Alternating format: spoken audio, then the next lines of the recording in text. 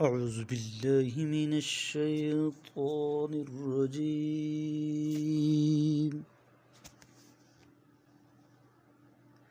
پناہ مانگتا ہوں میں اللہ کی شیطان مردود سے۔ بسم اللہ الرحمن الرحیم۔ شروع اللہ کے نام سے جو بڑا مہربان نہایت رحم والا ہے۔ خیرکم من تعلم القرآن وعلمہ،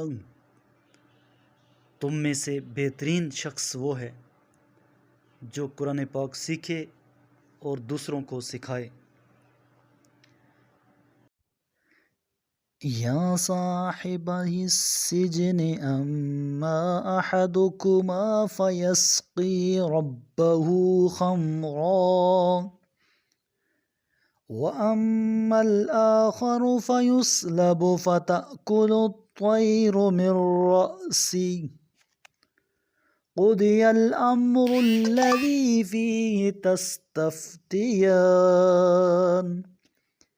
اے میرے زندان کے ساتھیو، تم دونوں میں سے ایک تو اپنے رب کو شراب پلائے گا اور دوسرا سولی چڑھایا جائے گا، پھر پرندے اس کا سر نوچ کھائیں گے۔ جو بات تم دونوں مجھ سے دریافت کر رہے تھے اس کا فیصلہ ہو چکا ہے۔ وقال للذی ظن انہ ناج منہما اذکرنی عند ربک فأنساه الشیطان ذکر ربہ فلبث فی السجن بضع سنین۔ اور ان دونوں میں سے جس کی رہائی کا خیال کیا تھا، یوسف نے اس سے کہا اپنے مالک شاہ مصر سے میرا ذکر کرنا، مگر شیطان نے اسے بھلا دیا کہ وہ اپنے مالک سے یوسف کا ذکر کرے۔ یوں کئی سال زندان میں یوسف پڑے رہے۔ وقال الملك انی ارى سبع بقرات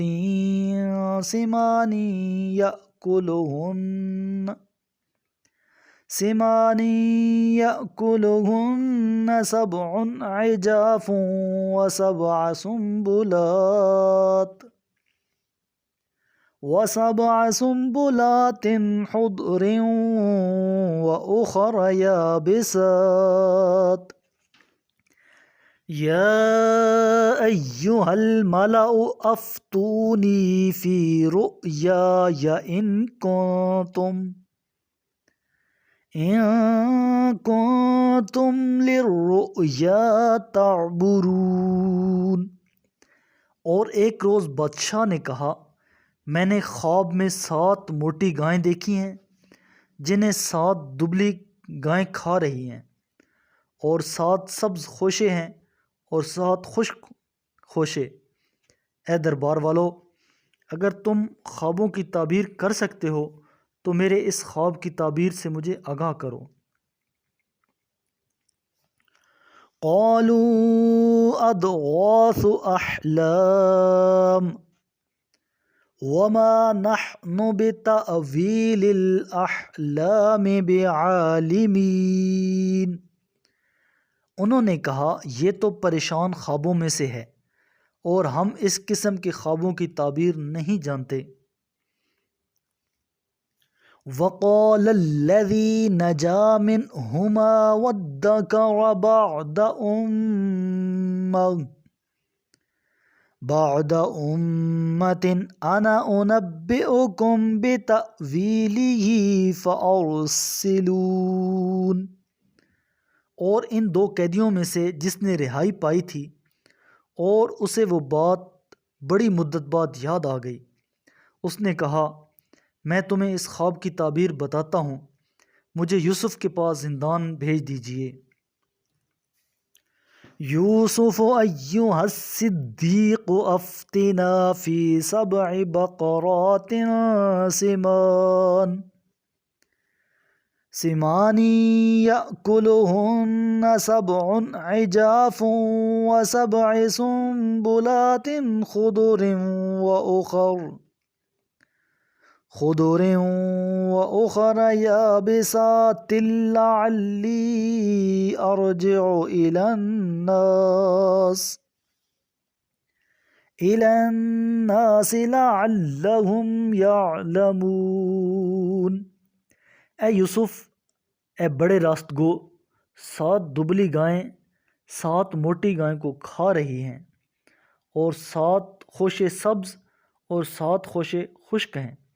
ہمیں اس کی تعبیر بتائیں تاکہ میں لوگوں کے پاس واپس جاؤں، آپ کی سچی تعبیر سن کر شاید وہ جان لیں۔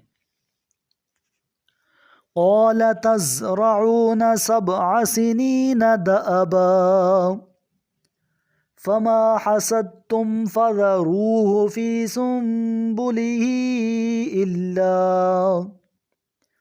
إلا قليلا مما تأكلون۔ یوسف نے کہا، تم 7 برس تک متواتر کھیتی باڑی کرتے رہو گے، ان سالوں میں سے جو فصل تم کاٹو ان میں سے قلیل حصہ تم کھاؤ، باقی اس کے خوشوں ہی میں رہنے دو۔ ثم يأتي من بعد ذلك 7 شداد يأكلن ما قدمتم لهن إلا قليلا مما تحصنون۔ پھر اس کے بعد 7 برس ایسے سخت آئیں گے جن میں وہ غلہ کھا لیا جائے گا جو تم نے ان سالوں کے لیے جمع کر رکھا ہوگا، سوائے اس تھوڑے حصے کے جو تم بچا کر رکھو گے۔ ثم يأتي من بعد ذلك عام فيه يغاث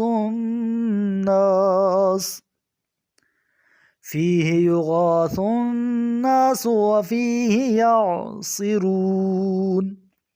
اس کے بعد 1 سال ایسا آئے گا جس میں لوگوں کو خوب بارش ملے گی اور وہ اس میں رس نچوڑیں گے۔ وقال الملك ائتوني به فلما جاءه الرسول قال ارجع إلى ربك فاسأله ما بال النسوة اللاتي قطعن أيديهن ان ربی بکیدہن علیم۔ اور بادشاہ نے کہا، یوسف کو میرے پاس لاؤ۔ پھر جب قاصد یوسف کے پاس آیا تو انہوں نے کہا، اپنے رب کے پاس واپس جا اور اس سے پوچھ کہ ان عورتوں کا مسئلہ کیا تھا جنہوں نے اپنے ہاتھ کاٹ دیے تھے، میرا رب تو ان کی مکاریوں سے یقیناً خوب باخبر ہے۔ میرے کریم لجپال نبی کریم علیہ السلام نے ارشاد فرمایا، تم قرآن کی تلاوت اور اللہ کے ذکر کو لازم کر لو، کیونکہ یہ زمین میں تمہارے لیے نور اور آسمان میں تمہارے لیے ذخیرہ ثواب ہے۔